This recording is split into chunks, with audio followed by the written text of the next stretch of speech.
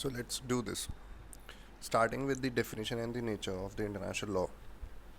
How do you define it?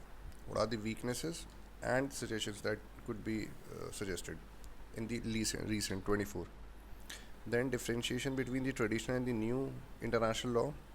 Stability versus the change. The traditional stability, the new the change. And the classical definition redundant, the traditional definition in the present era. Okay. Positive morality, also the nature. Then the vanishing point of jurisprudence. Distinction between the two definitions, growing scope of it.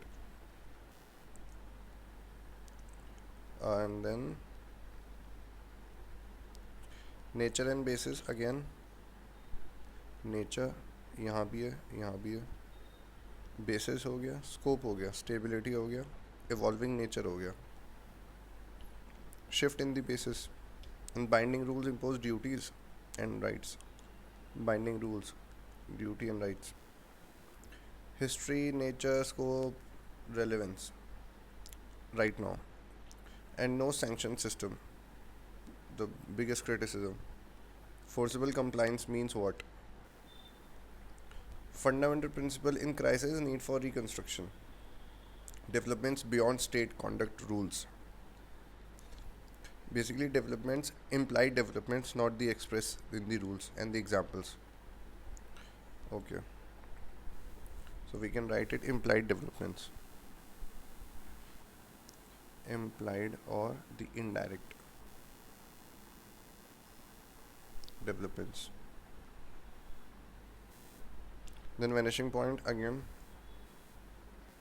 2019 and 2017 examine. Controversy over the nature. Okay. Weak law, positive morality वाला reasons क्या है? Legal character, undeniable but ineffective. Okay.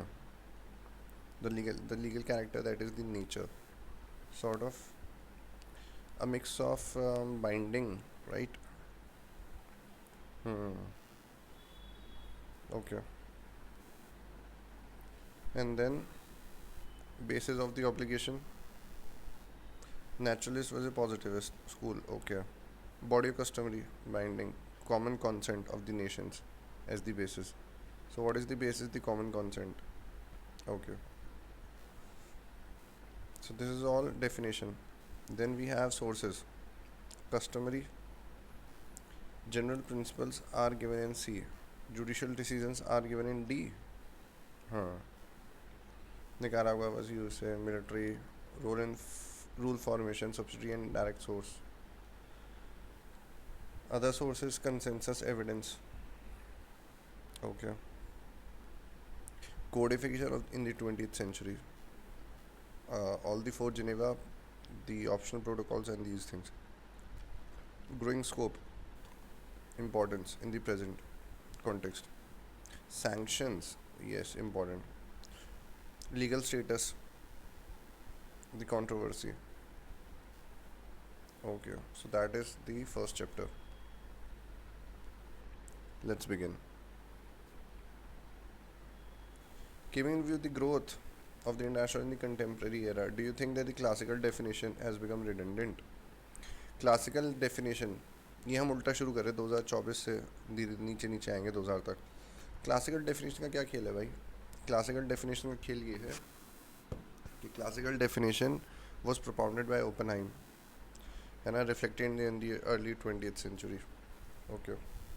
फिर है, उसने बोला क्या Oppenheim ने? Considered legally binding what?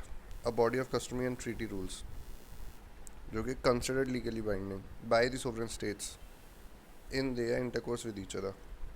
This definition was state-centric, obviously, and intergovernmental only, focused on the peace and war. However, contemporary development post-World War II, institutionalism, human rights revolution, environment, global governance, they have expanded both the subjects as well as the sources. Subjects and sources, S and S, have been expanded to a great extent, thereby challenging the earlier definition of international law. So classical definition के features क्या आते हैं and limitation, features में ही उसकी limitations भरे से हुए हैं, बसे हैं। State as sole subject, only sovereign, ठीक है ना। फिर इंटरस्टेट रिलेशन में वॉर, डिप्लोमेसी, यही सब। फिर custom and treaties as the main source, definition में दिया है ना, हाँ, body of customary and treaty considered legally binding, horizontal legal order है, no central legislature, hierarchy vertical नहीं है, खाली हॉरिजॉन्टल है। लेजिस्लेचर, जुडिशरी, एनफोर्समेंट, मतलब एग्जीक्यूटिव। और considered legally binding by the sovereign states in the intercourse with each other, interstate relations में आ गए, ठीक है। तो 1 हो गया, 2 हो गया, 3 हो गया, एंड हॉरिजॉन्टल नो, ठीक है। तो लिमिटेशंस क्या है, ignores non state actors like individuals, MNCs, NGOs, silent on global issues, non state actors हो गए, ग्लोबल इशूज़ हो गए, climate change, cyber, space, and narrow scope, unsuitable for the global interdependence. जो ग्लोबल इंटरडिपेंडेंस पहले नहीं थी, अब बहुत ज़्यादा हो गई है, इसलिए। फिर contemporary era, the expansion of the international law, how do you expand international law, expansion of the subjects, expansion of the scope, the sources, global governance, ठीक है, कर लेते हैं। सब्जेक्ट्स हो गए, स्कोप हो गया, सोर्सेज हो गए, SSS, ठीक है। सब्जेक्ट्स में क्या, इंडिविजुअल हैं, ऑर्गेनाइजेशन हैं, MNC और NGOs हैं, जो कि बोला भी गया है किस में, corporate liability in Alien Tort Statute case, Royal Dutch Petroleum, इसको हम लिखेंगे Alien Tort Statute case, corporate liability. UN charter तो है ही, confer legal personality, reparation for the injuries वाला केस जो है ना। फिर ऐसे ही रॉयल डच वाला केस है, ऐसे ही रोम स्टैच्यूट है जिसमें इंडिविजुअल्स को बोला है, न्यूरम्बर्ग ट्रायल्स केस है। ICTY नहीं पता, ICTR स्टैच्यूट्स पता नहीं, देखते हैं, मुझे नहीं पता ही क्या है, ठीक है। तो इंडिविजुअल्स को न्यूरम्बर्ग ट्रायल्स में बोल ही दिया, रोम स्टैच्यूट में भी बोल दिया इवन, ठीक है। तो रोम स्टैच्यूट भी देखना है। फिर हमारा ह्यूमन राइट्स, तो ये तो हमने बता दिया, सब्जेक्ट्स इंडिविजुअल कैसे हो रहे हैं, इंडिविजुअल न्यूरम्बर्ग ट्रायल्स हो रहे हैं और इनसे हो रहे हैं, रोम स्टैच्यूट वगैरह से। इंटरनेशनल ऑर्गेनाइजेशन UN चार्टर में बोल दिया, रेपरेशन फॉर इंजरीज, और MNC, ठीक है। डच पेट्रोलियम केस है, MNC की कॉर्पोरेट लाइबिलिटी। स्कोप में ह्यूमन राइट्स है, इन्वायरमेंट है, ट्रेड एंड इन्वेस्टमेंट है, स्पेस और साइबर है, गुड, ठीक है। तो कैसे कैसे किया ये वाला, इन्होंने किया ह्यूमन से, इन्वायरमेंट से, ट्रेड से और स्पेस एंड साइबर से। Spicer outer space treaty, obviously, talent manual on cyber operation है, WTO और बिट्स प्रोलिफरेशन है, स्टेट, आप देखो ना कितना ज़्यादा हो रहा है, स्टॉकहोम, पेरिस, सब के एग्जांपल तो हैं ही आपके पास। स्कोप बहुत ज़्यादा बढ़ चुका है इन सारे स्टैचूट से, सब्जेक्ट्स बढ़ चुके हैं, सब्जेक्ट्स इंडिविजुअल और वो केसेस से भी बढ़ चुके हैं और स्टैचूट्स से भी बढ़ चुके हैं, मेनली तो केसेस से भरे हैं। सोर्सेज में UN असेंबली के रेजोल्यूशंस, जैसे फ्रेंडली रिलेशन है, टेररिज्म वाले होते हैं। सॉफ्ट लॉ इंस्ट्रूमेंट्स, कैसे, सॉफ्ट लॉ, SDG, ये इंपॉर्टेंट है, सॉफ्ट लॉज, SDG। फिर judicial activism, ICJ, advisory opinion, shaping legal consequences, construction of a wall, अच्छा, ओके, हाँ, प्रेसिडेंट्स होंगे, ठीक है। इन सब से सोर्सेज से निकल के आएगा। और shift towards what, global governance, ये भी इंपॉर्टेंट लगा मुझे, ठीक है। इसको खाली आप शिफ्ट कर दो, SSSS, ठीक है। सोर्सेज हो गए, सब्जेक्ट्स हो गए और स्कोप हो गया। इसमें क्या क्या आएगा, इसमें आएगा कलेक्टिव सिक्योरिटी, यूएनएससी की बाइंडिंग रेजोल्यूशन है, ओके। फिर है ग्लोबल कॉमन्स, ग्लोबल कॉमन्स के बाद तो है ही, साइबर है, एटमॉस्फेयर है, एंटार्क्टिका है। उसके अलावा ये भी है क्या, जुडिशियल रिकग्निशन, जैसे ICJ ने निकारागुआ में बोला गया customary norms beyond classical treaty, customary norms treaty division से भी बियॉन्ड जाके, अच्छा। फिर बार्सिलोना ट्रैक्शन केस है, उसमें क्या था, introduce erga omnes obligation, widening obligation to the erga omnes obligation, ये मुझे पता नहीं है बट ये लिखेंगे, क्यों, क्योंकि ये मुझे इसलिए अच्छा लगा। बार्सिलोना ट्रैक्शन में, ठीक है। बाकी Brownlie is revise edition, Brownlie ने बोला है स्टेट्स, ऑर्गेनाइजेशन, इंडिविजुअल, कम्युनिटीज़ भी होती है, तो ब्राउन लाई, ठीक है। क्रिटिकल व्यू क्या है? Yes, classical definition is इनएडिक्वेट, okay. हाँ, क्योंकि वो रिफ्लेक्ट नहीं करती ना रियलिटी को, स्टेट सेंट्रिक है और खाली पीर वॉस फोकस है, ये सब नहीं है, और नैरो सोर्सेज हैं, बट नॉट फुल्ली रिटेंडेंट, सही बात है। स्टेट स्टिल रिमेन पार्टली, है ना, कॉन्सेंट बेस्ड नेचर अभी भी है इसका, आईसीटी का जुरिस्डिक्शन हो चाहे ट्रीटी हो कुछ भी हो, तो वही सब चलेगा जो उसकी बातें हैं, पर उसके बियॉन्ड चला गया इसलिए, दस it's evolve rather than discarded. एकदम सही बात, मैं भी यही बोलने वाला था, ये तो बोला भी मैंने, ठीक है। नियो क्लासिकल बोल दीजिए इसको, जिसमें सारे मल्टीपल एक्टर्स आ जाएंगे और नॉर्मेटिव एरियाज आ जाएंगे, ओके। कंटेम्प्रेरी डेफिनेशंस सजेस्टेड, अच्छा। International law is a body of norms, rules, principles derived from treaty, customer general principles and other recognized sources which regulate the conduct of states, organization, individual and other action in matters of international concern, adopted from Shaw and Brownlee. Contemporary definition सही है। फिर conclusion, classical definition while foundational is too restrictive for a multipolar, independent and legally pluralistic world. So we are multipolar, legally pluralistic and interdependent. That is why it is too restrictive. Foundation है पर restrictive है. World international law transcends interstate relations. सही बात है. To encompass dignity. खाली states के beyond जाओ ना यार.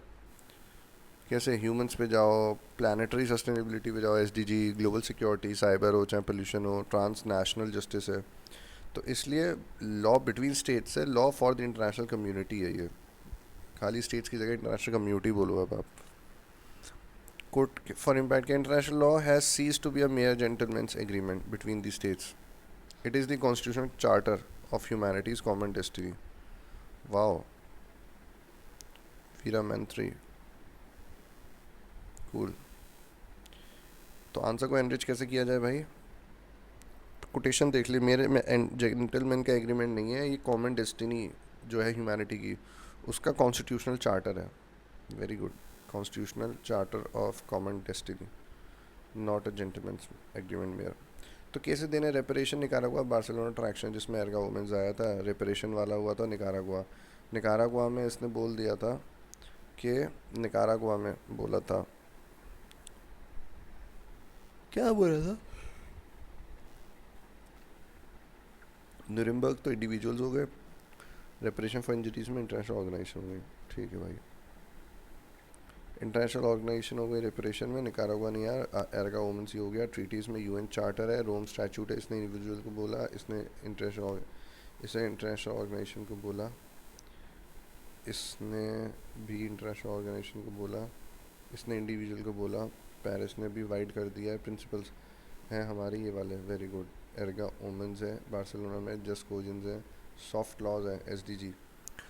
और फिर क्या है, आप फ्लो चार्ट बना दो, शिफ्ट फ्रॉम स्टेट से सेंट्रिक से multipolar, from state centric to multi actor multipolar multi issue regime, very good.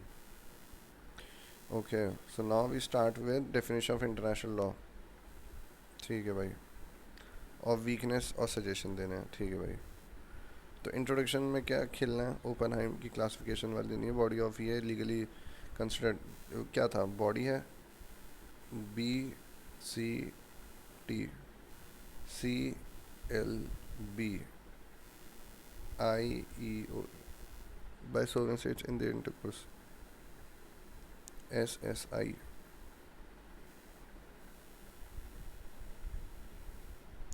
सही है भाई।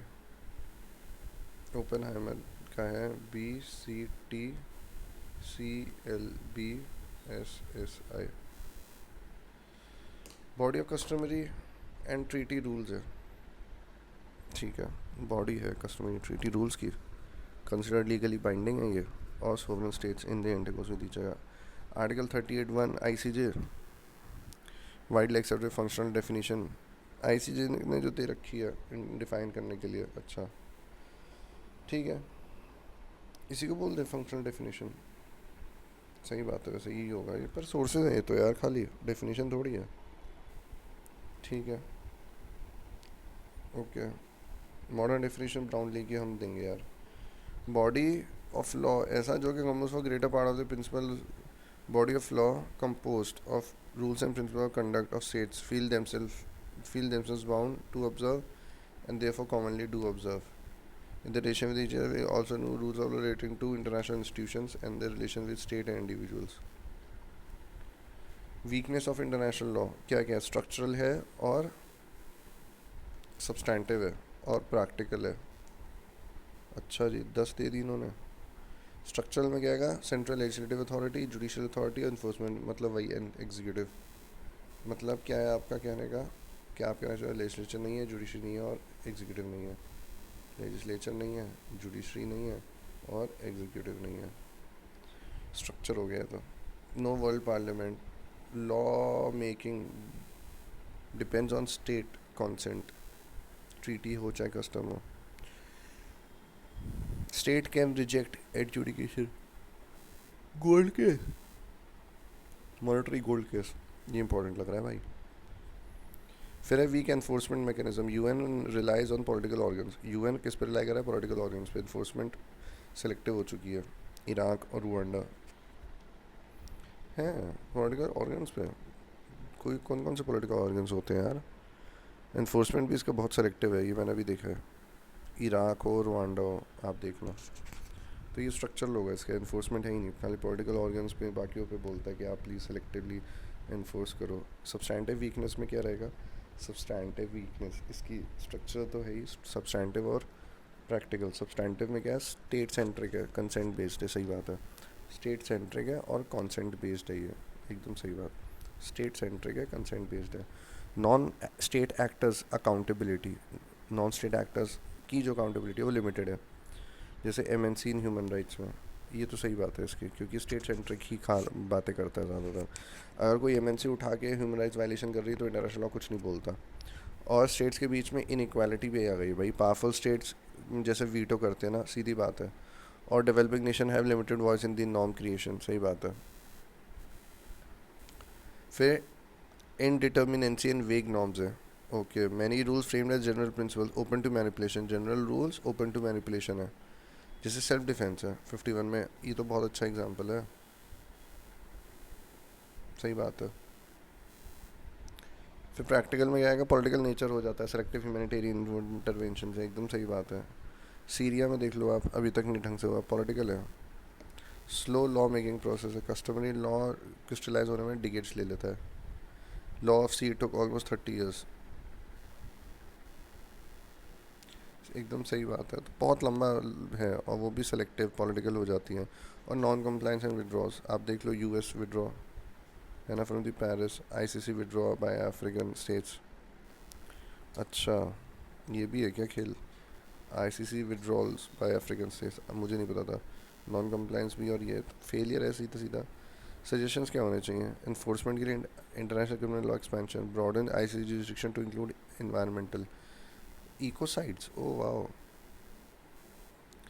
ठीक है। फिर इंस्टीट्यूशन में क्या? स्ट्रेंथन आईसीजे का जुरिस्डिक्शन, कंपलसरी कर दो भाई इसको और बाइंडिंग कर दो। यूएनएससी में रिफॉर्म लाओ, लिमिट करो वीटो को, ठीक है ना। और परमानेंट मेंबरशिप को एक्सपेंड कर दो, रिफ्लेक्ट कर जियो पॉलिटिकल रियलिटीज़। ओके, यूएनएससी और आईसीजे, ठीक है। इन्फोर्समेंट के लिए कंप्लाइंस क्या करें?